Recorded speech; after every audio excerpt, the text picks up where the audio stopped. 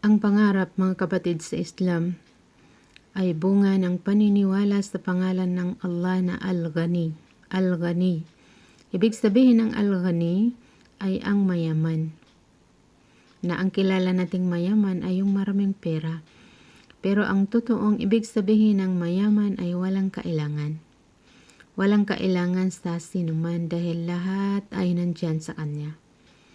So, ang mayaman na tao ay mayaman lang sa kanyang pera pero hindi mayaman sa kalusugan. Kailangan pa rin niya yung mga doktor, kailangan pa rin niya yung mga katulong, kailangan pa rin niya yung mga labor kasi hindi marunong magpatay ng bahay. Marami siyang kailangan. So, totally hindi siya totoong mayaman. So, ang tinutukoy po natin sa pangalan ng Allah na mayaman ay walang kailangan. Lahat ng pangangailangan ay walang kailangan. Hindi niya kailangan ang katulong kasi makapangyarihan siya. Kaya, nilikha niya ang langit at lupa at ang laman ng dalawa na wala siyang katulong, walang tumulong sa kanya dahil kaya niya.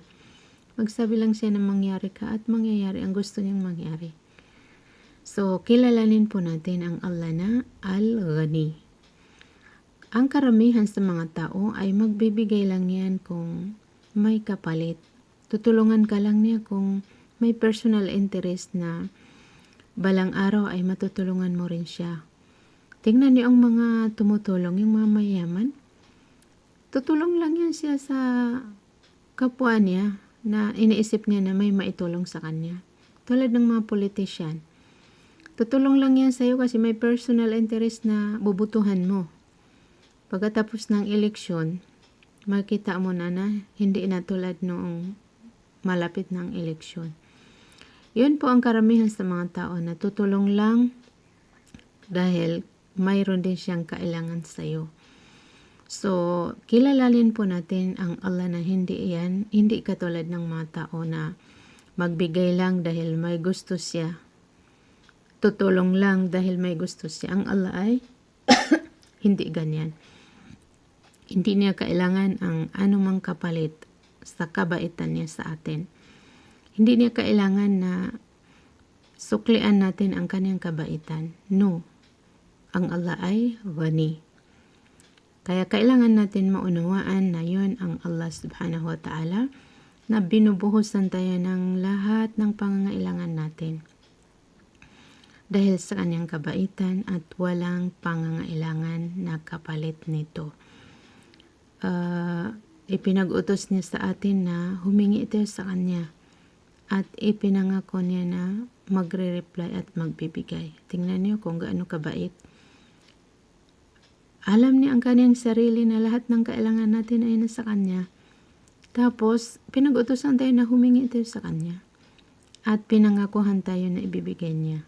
Sinabi niya sa banal na Quran sa Suratul Baqarah verse 186, وَإِذَا سَأَلَكَ عِبَادِي عَنِّي فَإِنِّي قَرِيبٌ أُجِيبُ دَعْوَةَ الدَّاعِ إِذَا دَعَانِ فَلْيَسْتَجِيبُوا لِي وَلْيُؤْمِنُوا بِي لَعَلَّهُمْ يَرْشُدُونَ.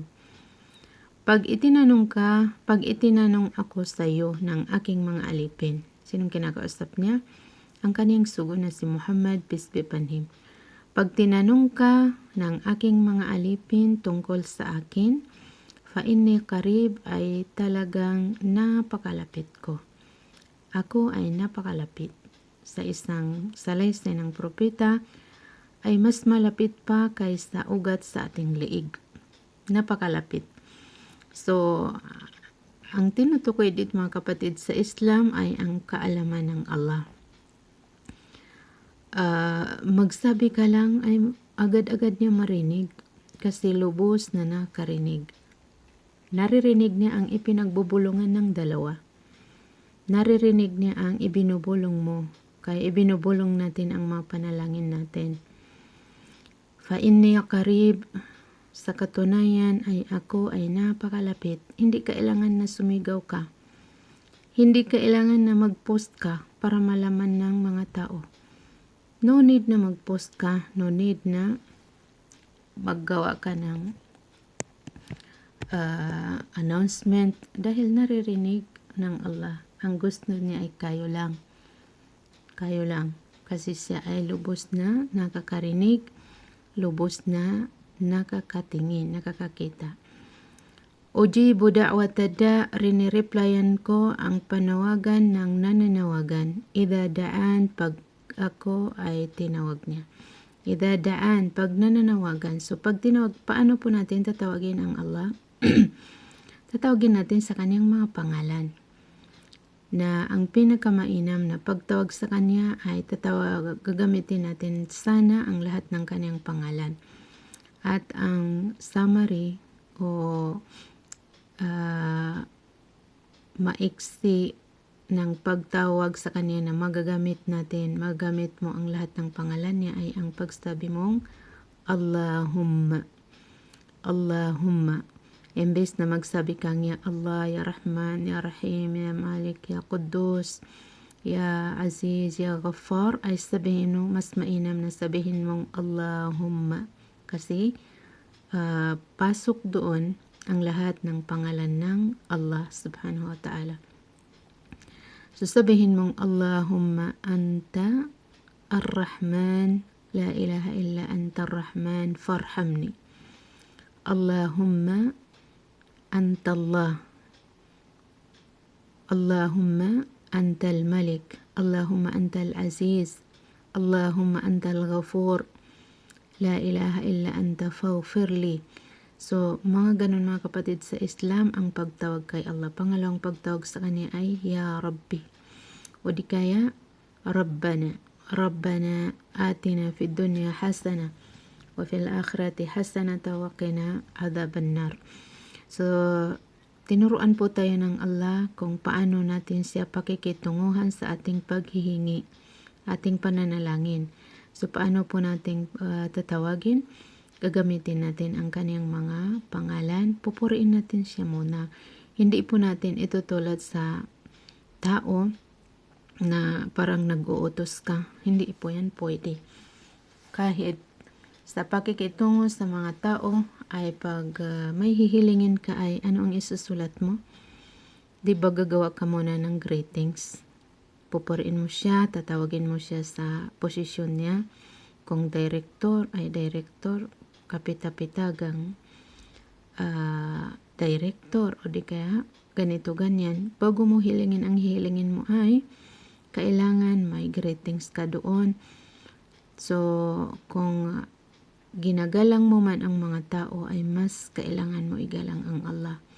So, hindi niya tayo pinabayaan kundi itinuro niya sa atin kung paano natin siya pakitunguhan sa ating pananalangin sa Kanya. Ano ang itinuro niya sa atin?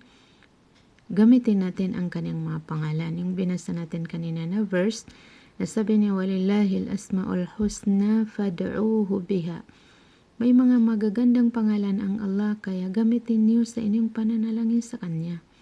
Hindi ka agad-agad magsabi, Ya Allah, bigyan mo po ako ng ganyan, ganyan.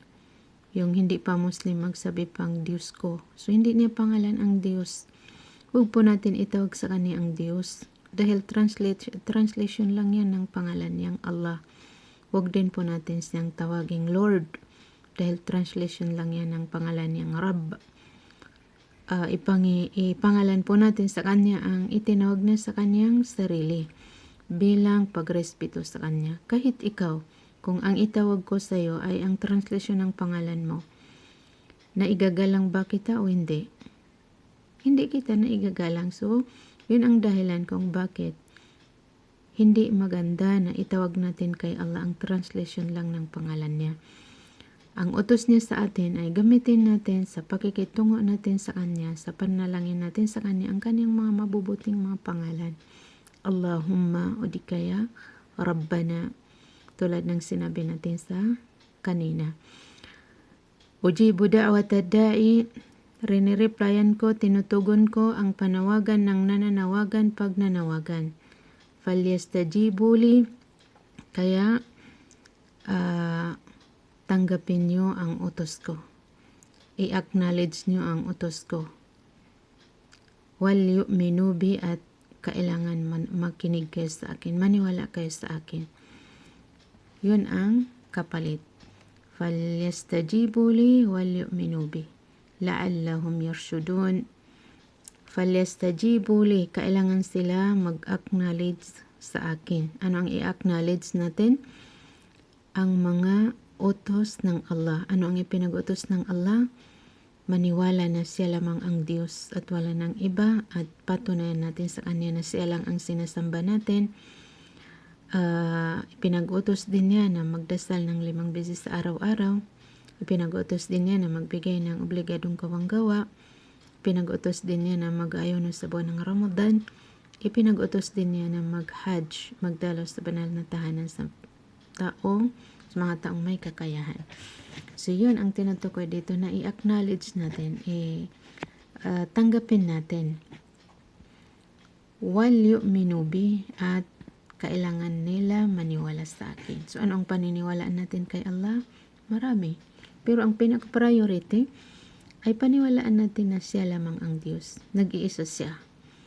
At paniwalaan natin na siya ang naglikha sa atin, siya ang nagbigay ng buhay sa atin, siya ang nagtutustos sa atin, siya ang babalikan natin pagkatapos nating mamatay. Paniwalaan natin na siya ang maggagantimpala sa atin at siya ang magpaparusa sa mga taong makasalanan. So, paniwalaan natin ang kanyang mga pangalan, tulad ng nabanggit natin na siya ang pinakamabait, pinakamauwain, siya ang nagbibigay sa lahat-lahat. So, kailangan nila maniwala sa akin, sabi ng Allah. La'allahum yarshudun, upang sa ganoon ay mapatnubayan sila sa tamang daan. Mahanap nila ang tamang daan. So, ito po ang instruction ng Allah sa atin. So, ibig sabihin, kailangan natin maging magalangin sa Kanya sa ating pananalangin sa Kanya. Ang Allah ang siyang pinakamabait na nagbibigay sa lahat ng mabuti dito sa mundo. Siya ang nagbigay dito sa daigdig ng mga kayamanan at mga anak. Siya din ang nagbigay dito ng anumang ini-enjoy natin. So siya lahat.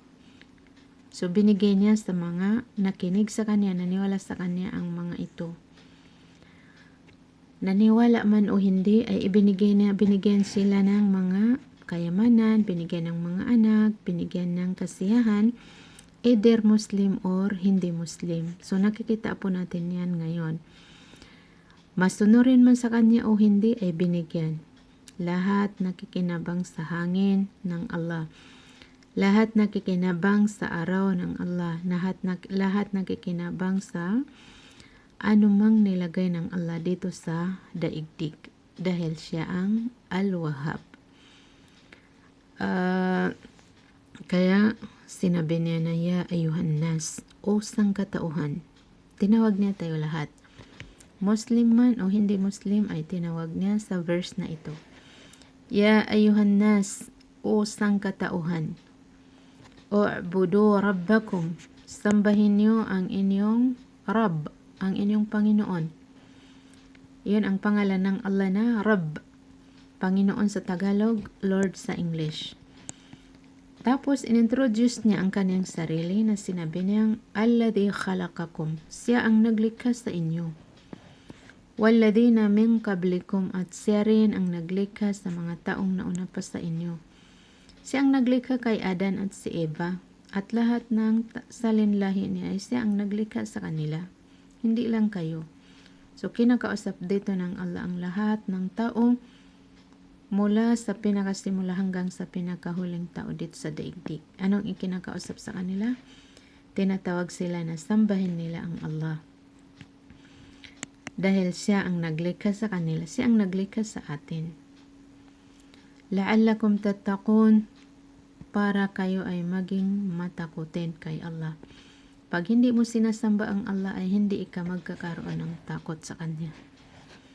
Hindi ka magkakaroon ng takot kay Allah pag hindi mo siya sinasamba. Ibig sabihin, pag hindi ka nagdadasal, kahit gaano pa kaganda ang lecture, ay hindi ipapasok sa iyong puso ang takot. Kaya pag hindi ka natakot kay Allah, ay hindi mo kayang iwasan ang mga bawal. At hindi mo rin kayang gawin ang mga utos. So, masyado ka meligro. Masyado ka meligro. Dahil sino man ang mamatay na hindi inapatawad ng Allah ay tiyak na mapapahamak sa kabilang buhay. at magsisisi ng pagsisising walang kwenta. Alladhi ja'ala lakumul arda firasha, siya ang naglikha sa lupa na flat para sa inyo. Ginawa niya ang lupa na flat para sa inyo. So bakit po flat? Bakit niya ginawa ang lupa na flat? Kasi para kaya nating magpatayo ng bahay, para kaya natin gumawa ng anumang hanap buhay natin, anuman ang ikakabuti natin dito sa daigdig, kaya natin maglakad. Ginawa niyang flat ang lupa. Bakit niya ginawang flat? Para sa atin yan. So di ba napakalaking utang na loob yan sa kanya? Wasama binaa, siya rin ang gumawa sa langit ng pataas. Wa anzala minas sama'i ma'a, at pinababa niya mula sa langit ang tubig. Ibig sabihin, pinapaulan niya. Wa anzala minas sama'i ma'a, pinapaulan ng Allah subhanahu wa ta'ala.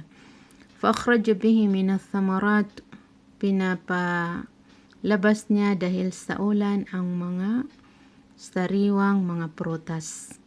Di ba pag umulan ay makikita mo ang mga tanim na gumaganda, tapos bumubunga ng iba-ibang prutas, iba-ibang gulay.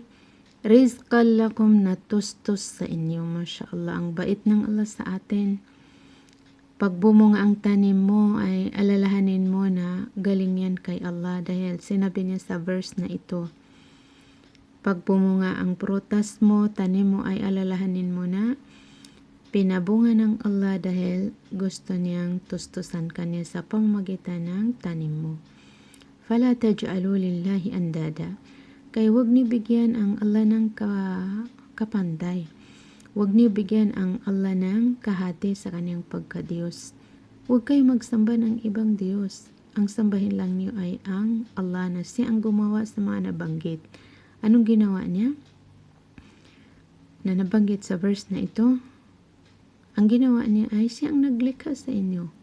So yun, tingnan mo ang ganda ng buhay mo. Sinong nagbigay dyan? Siyempre ang Allah.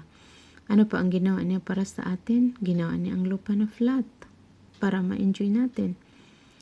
Ano pa? Ginawa niya ang langit na pataas, na dyan nagmumula ang ilaw, ang sun, ang mga bituin, ang buwan, at ang iba pang kapaki-pakinabang na bagay na galing sa langit. Ano pa? Pinapaulan niya mula sa mga ulan, sa mga cloud. So umuulan, pag umulan ay bumubunga ang ating mga halaman na bilang tustos sa atin. Kaya sabi ng Allah, huwag ninibigyan ang Allah ng kahati, kapalit, kapantay. Huwag kayo magsamba ng ibang Diyos. Wa antum ta'lamun, na alam naman ninyo yan. Alam ninyo na ang mga sinasamba ninyo ay hindi yan ang nagbigay sa inyo ng buhay. Hindi siya ang naglikha sa inyo. Hindi sila ang naglikha sa inyo. Hindi sila ang gumawa sa lupa na flat. Hindi sila ang gumawa sa langit na pataas. Hindi sila ang nagpapaulan. Hindi sila ang nagpapatubo sa mga halaman nyo. So, yun mga kapatid sa Islam, ang natalakay natin ngayon tungkol sa pangarap na itinatanim niya sa ating mga puso, na matuto tayong mangarap sa totoong pangangarapan na si Allah subhanahu wa ta'ala, na ang daan natin dyan ay makilala natin siya sa kanyang mga pangalan, ang pagkalubos na maawain, pagkalubos na mabait, at iba pa. Maraming salamat sa inyong lahat, at dalangin ko kay Allah na gantimpalaan niya kayo sa inyong pakikinig. Subhanakallahumma bihamdik, asyhadu an la ilaha illa anta, astaghfiruka wa atubu ilaik.